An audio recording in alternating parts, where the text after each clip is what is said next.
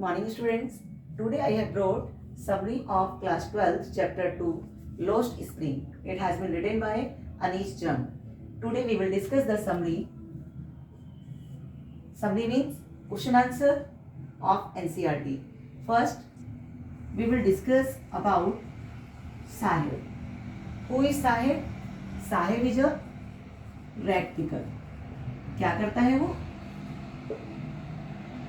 कूड़ा और कचरा बीनता है और वास्तव में क्या है ये चीज उसके लिए एक वंडर है, वंडर फॉर हिम। वंडर क्यों है? वो सोचता है कि पता नहीं इसमें मुझे कौन सा एक ट्रेजर मिल सकता है। Wonder for him. Third, searching golds. वो उसमें क्या सर्च करने की कोशिश करता है? गोल्ड, कि शायद हमें कचरे में कहीं से किसी का कोई गोल्ड कोई भी मिल जाए, कुछ भी मिल जाए। कभी कभी उसको क्या मिलता है? रुपी। कभी कभी उस लड़के को उसमें से 1 रुपया 2 रुपया वो भी मिल जाता है। नेक्स्ट, कहाँ वर्क करता है वो? रैग पिकिंग वाला वर्क करता है। और उसके बाद जब राइटर अनीश जंग उससे मिलती हैं और वो कंटिन्यूस उससे मिलती हैं 2-3 बार, तो पहले वो रैग पिकिंग वाला वर्क कर रहा था और उसके बाद जो है वो उसका एक डिस्क्रिप्शन दिया है कि वो कहाँ से आया है। फ्रॉम ढाका। कहाँ से आया है? ढाका से आया है। और कहाँ पर रहता है? लिव्ड इन, क्या नेम है उस प्लेस का, उस लोकेलिटी का जहां पर वो रहता है? सीमापुरी। सीमापुरी। ठीक। क्या क्या मेन पॉइंट हो गए? रैग पिकर है। रैगिंग जो है, जो वो डस्ट है या जो भी गार्बेज है वो उसके लिए क्या है? एक वंडर है। पता नहीं उसमें उसके लिए कौन सा ट्रेजर उसको मिल जाए। सर्चिंग गोल्ड, वो अब गोल्ड के लिए सर्च करता है और कभी कभी उसको क्या मिल जाता है? उसमें से कोई रुपी भी मिल जाता है। उसका डिस्क्रिप्शन बताया कि वो कहाँ से आया है? ढाका से आया है। अभी कहाँ रहता है? सीमापुरी में रहता है। और उसके बाद कुछ समय बाद हमें पता चलता है कि साहिब जो है कहाँ पर वर्क करता है? Works at a tea stall. कहाँ पर काम करता है? स्टॉल पर काम करता है। क्या मिलता है उसको? 800 rupees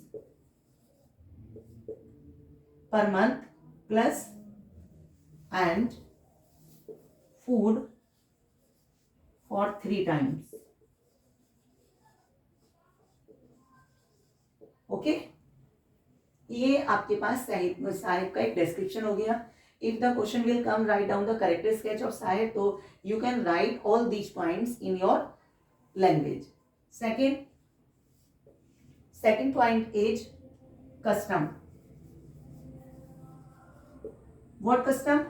When Anish Jung sees the children, they were almost barefooted.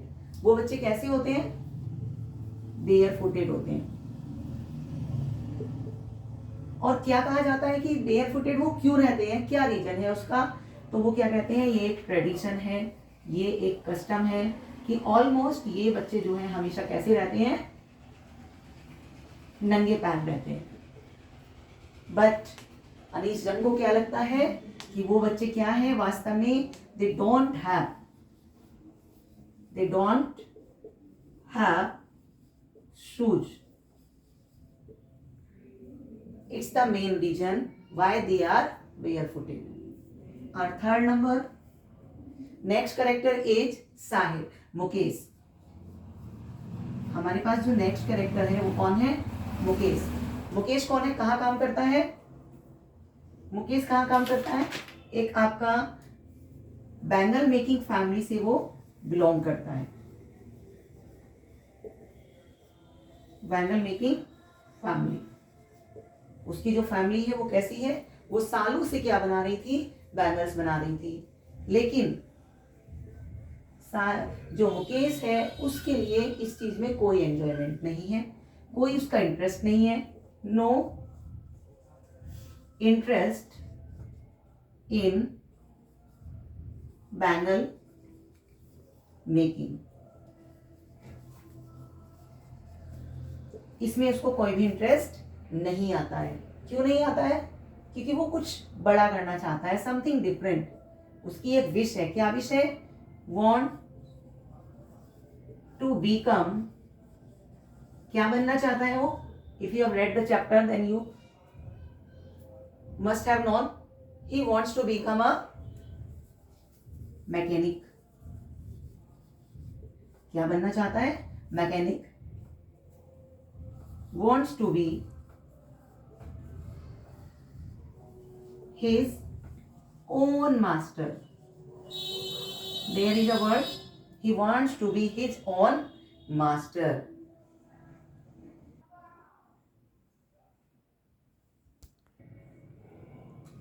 Next point, popularity of Firozabad. Means what is the popularity or on for which purpose Firozabad is popular? For making bangles.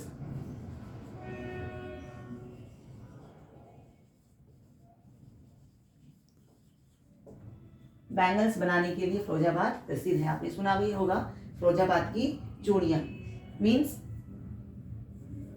Every second family is indulge in this profession. Okay, means जो फिरोजाबाद है वो bangles बनाने के लिए famous है, और वहां पर रहने वाली जितनी भी फैमिलीज हैं उनमें हर सेकंड फैमिली जो है यही काम करती है। Centre of glass blowing industry, क्या है ये? सेंटर बन चुका है किसका? ग्लास ब्लोइंग इंडस्ट्री, यानी कि ग्लास से रिलेटेड इंडस्ट्री जो है उनका ये सेंटर बन चुका है।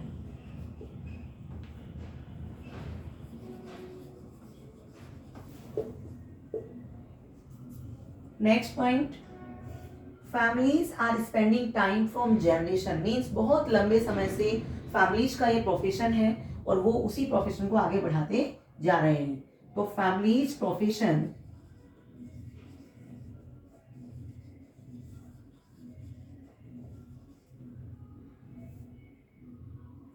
For a long time. क्या रहा है? फैमिली का, हर फैमिली का ये बिजनेस है बहुत लंबे समय से। और next point, condition of workers. ये जो इंडस्ट्रीज हैं इसमें वर्कर्स की जो कंडीशन है वो कैसी है? मैनी हेल्थ प्रॉब्लम, जो इसमें रहने वाले वर्कर्स हैं उनको बहुत सारी प्रॉब्लम्स हो जाती हैं, हेल्थ की प्रॉब्लम्स हो जाती हैं। मेन क्या है उसमें? दे गो ब्लाइंड। क्या हो जाते हैं वो? ब्लाइंड हो जाते हैं। छोटे बच्चे, उनकी आंखों की रोशनी कम हो जाती है। कब हो जाती है कम? While polishing. बहुत सारी हेल्थ की प्रॉब्लम्स होती हैं।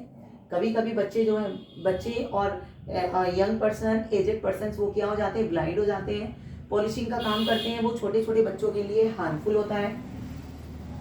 एंड वर्क इन हटमेंट्स, उनको किस में वर्क करना पड़ता है? छोटी छोटी लाइट की रोशनी बहुत कम होती है, उसमें उनको वर्क करना पड़ता है।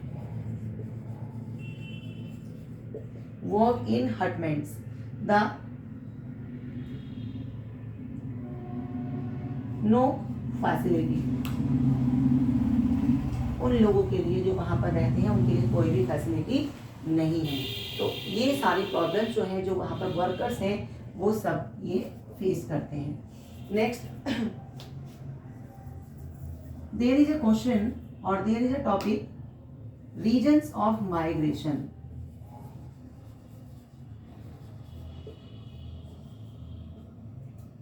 It has been question which have been given in your SCRT. What was the region of migration from village to city? क्या रीजन है उसका? मेन क्या है? Pressure on land. What is the pressure on land?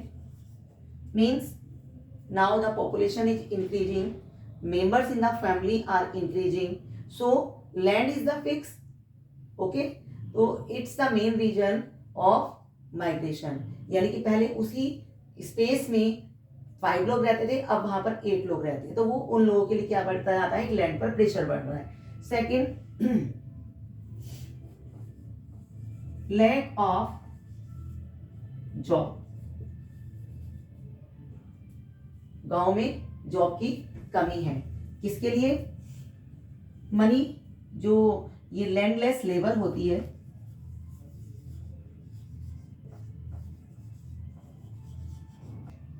Farming वाली land कम होती जा रही है, वैसे वैसे लैंडलेस जो लेबर है उनको भी प्रॉब्लम होती जा रही है। तो ये भी एक रीजन है वहां से माइग्रेट करने का। थर्ड रीजन क्या है? डिस्ट्रिक्शन ऑफ आर्टिजन्स, जो वहां गांव में रहने वाले लोगों की जो कलाएं होती हैं उनका डिस्ट्रिक्शन हो रहा है। मीन्स अब उन लोगों की इतनी वहां पर कोई पॉपुलैरिटी नहीं है। एक रीजन और भी हो सकता है इसका कि लैक ऑफ मार्केट, उनकी जो स्किल है, जो वो सामान बनाते हैं, तो उसके लिए उनके पास प्रॉपर मार्केट नहीं है, और जो है वो बहुत छोटा है। उनके लिए क्या चाहिए? बिगर मार्केट, और वो उनको कहां पर मिलता है? सिटी में मिलता है। तो ये भी एक रीजन बन जाता है कि उन लोगों को वहां से माइग्रेट करना पड़ता है। और लैक ऑफ फैसिलिटीज तो है ही।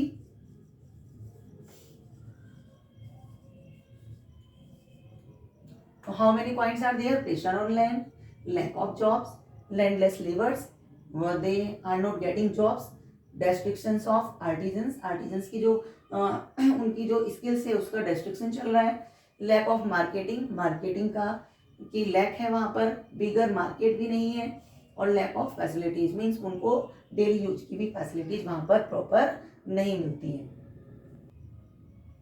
और next point, promises for children. As we are seeing, there are so many promises which are being kept by our government. तो उनका वो सब ऐसा लगता है कि ऑन पेपर ही है। हमने अभी फिरोजाबाद की कंडीशन देखी और सीमापुरी की कंडीशन देखी, तो उनको देख करके हमें क्या लगता है कि वास्तव में वो सब कुछ जो भी योजनाएं चल रही हैं वो ऑन पेपर हैं। और ये इंडिया डूबियस डिस्टिंक्शंस, ये केवल इंडिया की ही एक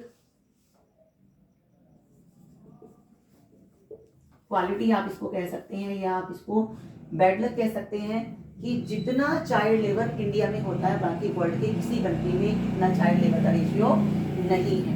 इसमें आप शिवकाशी जो तमिलनाडु में है, शिवकाशी इन Tamil Nadu,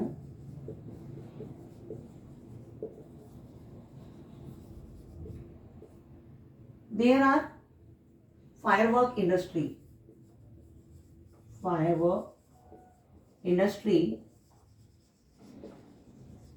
and you can't believe so many children die every year due to blast. Children die there due to blast.